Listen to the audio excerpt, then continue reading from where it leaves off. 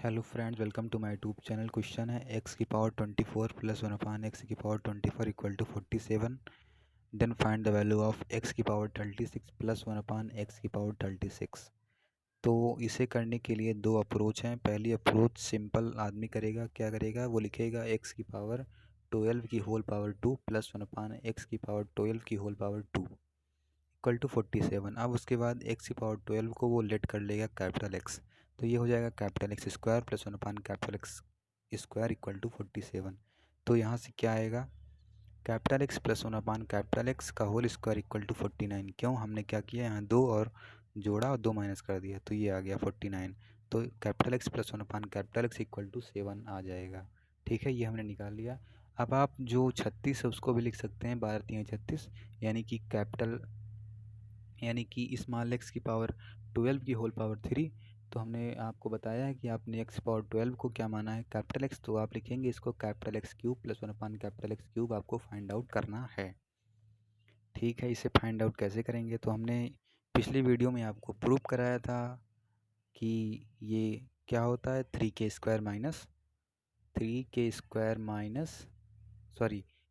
Cube minus 3k होता है, k cube minus 3k। तो यहाँ k क्या है, जो k होता है वो इक्वल जो दिया रहता है, तो यहाँ 7 है, तो 7 का cube minus 3 into 7, that will be the your answer. दूसरा अप्रोच क्या है, आपको यहाँ पे समझना पड़ेगा। जब x square plus 1 upon x square दिया होता था, तो आप x cube plus 1 upon x cube कैसे निकालते थे। इसको निकालने के लिए पहले आप निकालते थे एक्स प्लस 1 अपान एक्स, क्योंकि यहीं से तो इसकी भी उत्पत्ति हुई एक्स प्लस 1 अपान एक्स की।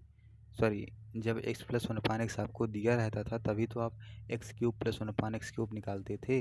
तो पहले तो आप क्या करेंगे कि x square plus 1 upon x square से निकालेंगे एक्स प्लस 1 अपान एक्स। ये कैसे निकलेगा, आपको पता है, +2 करिए -2 करिए, होल स्क्वायर बनेगा, फिर अंडर रूट ले लीजिए, तो आ जाएगा आपका एक्स प्लस 1 अपान एक्स। तो यहाँ पे अगर आप नोटिस करें तो जब x square plus 1 upon x square था, तब हमने क्या निकाला, एक्स प्लस 1 अपान एक्स। यानी कि अब ऊपर देखिए, यहाँ क्या था, x power 24 plus 1 upon x power 24। जब यहाँ ये है तो क्या निकालेंगे, तो आप इसका 2 से भाग कर दिए, जैसे यहाँ भी। तो आपने क्या किया, x square plus 1 upon x square था, तो 2 से भाग किया, तभी तो आपने जाना कि एक्स प्लस 1 अपान एक्स निकालना है।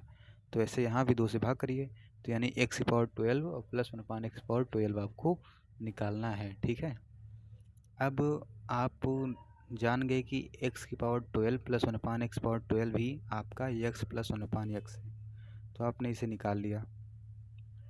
सेम टू सेम मेथड, जैसे यहाँ होल स्क्वायर बनाएंगे फिर अंडर रूट लेंगे, तो मतलब जैसे यहाँ आपने किया होल स्क्वायर बनाया अंडर रूट लिया, वैसे यहाँ आप डायरेक्ट करिए।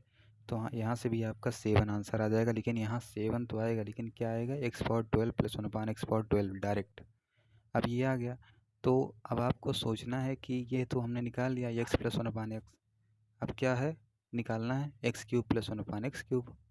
तो वही, जब आपने ये निकाल लिया है तो उसके बाद तो आप x cube plus 1 upon x cube का टर्म आसानी से निकाल सकते हैं, क्योंकि अगर x plus 1 upon x equal to k दिया है तो क्यूब निकालने के लिए कुछ नहीं करना पड़ता, केवल के क्यूब माइनस 3k कर दीजिए बस, तो ये आपका आंसर हो जाएगा। क्या आंसर आएगा, 322। 7 cube minus 3 into 7, that will be equal to 322। दूसरा क्वेश्चन है कि 35 sine theta plus 12 cos theta equal to 37 है, then find the value of tan theta. तो आपको जानना है कि ये जो लिखा है वो लंब है, और ये जो लिखा है वो कर्ण है, और ये लिखा है आधार, और ये लिखा है कर्ण। यानी कि इसका स्क्वायर जोड़ेंगे तो अगर ये आ रहा है तो हम समझेंगे कि यही ट्रिक आपको लगाना है, मतलब ये आपका लंब है, ये आधार है, ये कर्ण है। तो टैन थीटा क्या होता है, लाल बटे कक्का लंब बटे आधार, तो लंब बटे आधार मतलब ये बटे ये, तो 35/12 will be the your answer. Tan theta equal to 35/12। दूसरा क्वेश्चन, जबकि ये 2021 में आया है, क्या है, x square minus y square sine into में sine theta plus 2xy cos theta equal to x square plus y square. तो देखिए, इसका स्क्वायर करिए, दोनों को जोड़िए, तो ये इसका स्क्वायर ही आएगा। तो आप यहाँ भी समझ सकते हैं कि ये आपका लंब है, ये आधार है और ये क्या है, कर्ण। तो tan थीटा पूछा है, tan थीटा क्या होगा, लंब बटे आधार। तो इसका आंसर हो जाएगा x square minus y square upon 2xy। ऐसा होता क्यों है, पहले तो आप ट्रिक से आप समझ लीजिए कि ये लंब ही क्यों होता है। तो लाल बटे कक्का आप जानते हैं, लाल बटे कक्का, तो ये होता है साइन। तो लंब से याद रखिए ये साइन, साइन का जो गुणांक है वो लंब होगा। उसके बाद ये कॉस होता है, तो जो कॉस का गुणांक है वो आधार होगा। यहाँ साइन स्क्वायर कॉस स्क्वायर नहीं दिया गया पहली बार, ठीक है। यहाँ साइन कॉस दिया गया, चूँकि आप जानते भी हैं कि साइन इक्वल टू लंब बटे कर्ण होता है, कॉस इक्वल टू क्या होता है, आधार बटे कर्ण। तो इसीलिए ऐसे सिंपल से दिया भी गया है। और एक बात ये कहाँ से आता है, तो अगर आप इसको निकालना चाहें कि how to prove this, then you can say if a sine theta plus b cos theta equal to c, then if you get these types of form, then you have to divide by the coefficient of sin theta and cos theta by squaring them and adding। पहले उनका square करिए फिर add करिए और इसी से divide कर दीजिए। तो इसे डिवाइड करेंगे तो यहाँ बनेगा a upon under root a square plus b square. इसके लिए आप एक ट्रायंगल बनाएंगे फिर थीटा, तो आपको पता है फिर ये हो जाएगा साइन अल्फ़ा, ये हो जाएगा कॉस अल्फ़ा। उसी प्रकार यहाँ भी, ठीक है, under root a square plus b square से भाग करेंगे। तो आपको ध्यान रखना जब इसको हम भाग करेंगे ये वाला, क्योंकि आपको पता है ये लंब है ऊपर वाला और नीचे वाला कर्ण है, और ये क्या आधार बटे कर्ण है। तो जब लंब बटे आधार को आधार बटे कर्ण से भाग करेंगे तो क्या आएगा, लंब बटे आधार। सिंपल सी बात, इसीलिए इसे पहले से ही बोल दिया गया कि ये लंब है ये आधार है, ताकि आपको भाग कर मतलब भाग ना करना पड़े। वैसे भी आप भाग करेंगे तो कर्ण कर्ण कट ही जाएगा, तो उससे भी आप कर सकते हैं। दूसरा क्वेश्चन है कि एक टंकी को 5 पाइप 80 मिनट में भर सकता है, तो 8 पाइप टंकी को कितने देर में भरेंगे। तो 5 पाइप 80 मिनट में भरते हैं, तो 8 पाइप कितने में भरेंगे, तो मान लीजिए यक्स। तो इसको सॉल्व करिए तो कितना आएगा, 50 मिनट। दूसरा क्वेश्चन है जो कि 2023 में आ चुका है, ये टंकी वाला भी 2021 में आ चुका था, और ये 2023 में क्वेश्चन आया था कि if A B C plus D E F equal to 11 तो A plus B plus C plus D plus E plus F कितना होगा। वेयर आप कह सकते हैं कि A B C D D E F क्या है आपका, A B C D E F ये सभी की सभी भिन्न भिन्न संख्याएं हैं और कोई भी शून्य नहीं है। हालांकि अगर कोई एक शून्य भी हो जाती है तब भी आंसर सेम ही आएगा, लेकिन बोला गया है इस क्वेश्चन में, हमने लिखा नहीं है तो आपको हमने सोचा बता दिए। ठीक है, तो ये है, तो आपने इसे क्लास 8 में पढ़ लिया होगा। क्लास 8 में एनसीईआरटी की इंग्लिश बुक में था कि ये वाला क्वेश्चन देखिए, A B C D E F ऐसा करके क्वेश्चन था लास्ट चैप्टर में। अगर यहाँ 1 1 1 1 आ रहा है तो आप बताइए कि सी क्या लें एफ क्या लें। तो चलिए इसके बारे में सोचते हैं कि कैसे ये सॉल्व होगा।